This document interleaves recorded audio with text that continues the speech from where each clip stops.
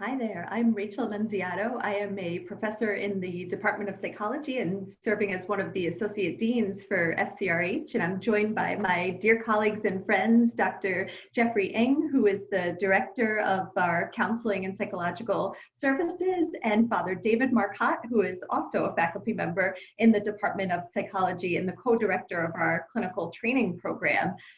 In this video, we wanted to share with you some thoughts about how parents can manage their own stress during this time. And I will confess that I am a parent of two children who have transitioned to online learning at home. And so I'm going to try to practice what I preach here as well.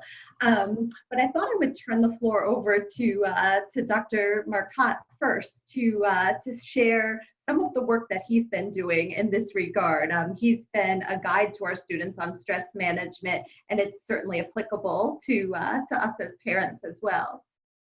Oh, thank you, Rachel. I think one of the main topics that we've talked about recently is the role of spirituality and spiritual practice in coping with stress. We know that good spirituality begets good mental health and lasting happiness, and that some of our spiritual practices are really the surest way to counter anxiety and reduce stress.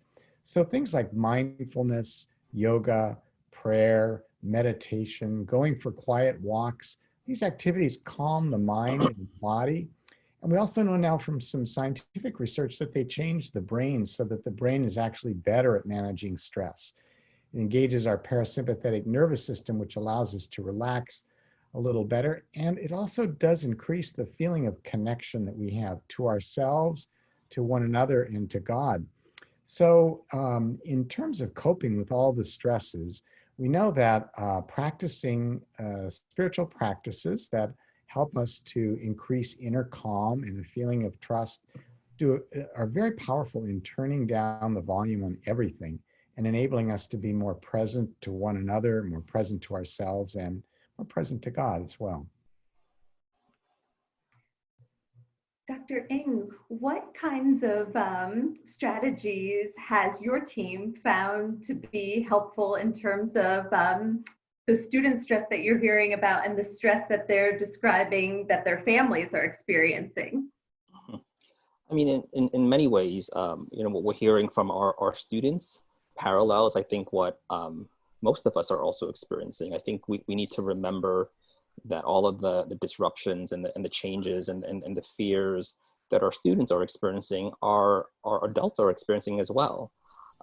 So really all of the recommendations and suggestions that we're offering to students, we would encourage our parents and our families to also try to take up, practicing gratitude, practicing self-compassion. The other additional benefit of taking up some of these practices ourselves is that we then model it for our students, right? If they're seeing and noticing us engaging in these self-care and stress management practices, they might actually take them up a little more. I really want to highlight what Father Marcotte also shared about the value of engaging in some sort of meditative mindfulness or contemplative practice. It's been demonstrated repeatedly through research and science to really de-escalate anxiety, and the sort of fight or flight response goes a long way towards decreasing autonomic arousal and activation.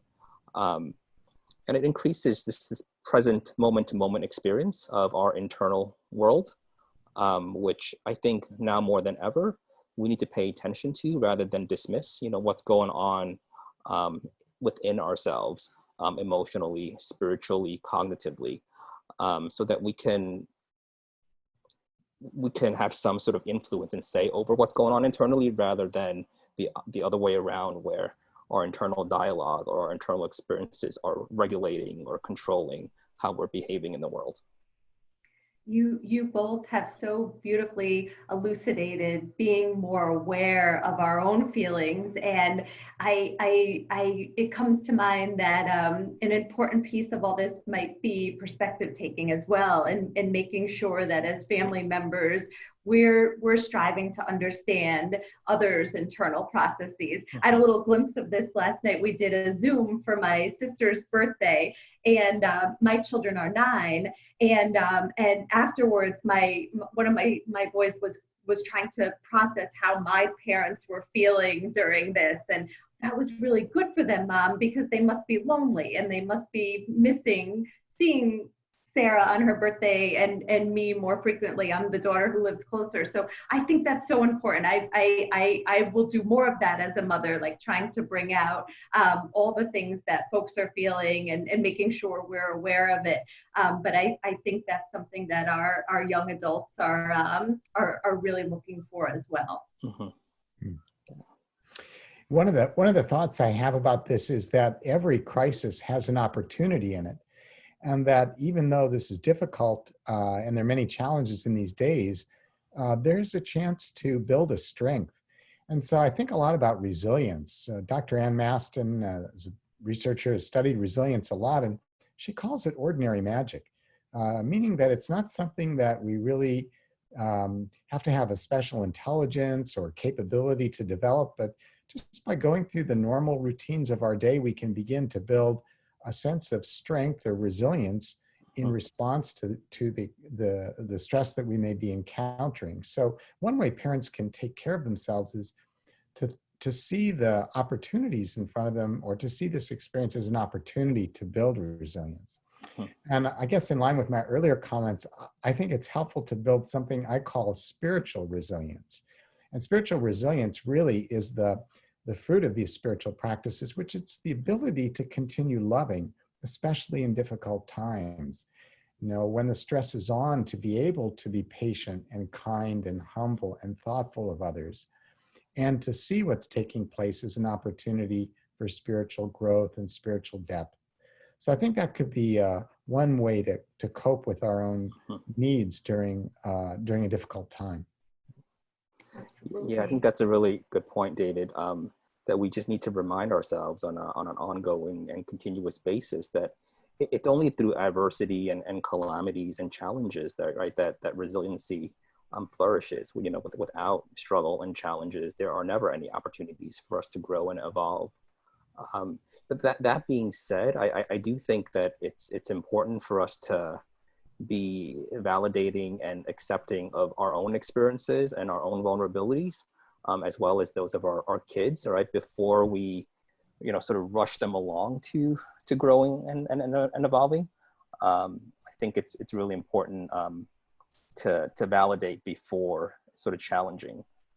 It's one of the sort of mantras in the sort of psychotherapy world, right? That we validate and we accept before we confront and we challenge. So I think that applies to ourselves as well. Absolutely. And I think this could be an opportunity for growth as well as a parent, that I'm getting to know my children in a very different way than I ever imagined. And that's calming for me, to see it as this is time that I wouldn't have had otherwise. And I want to embrace it.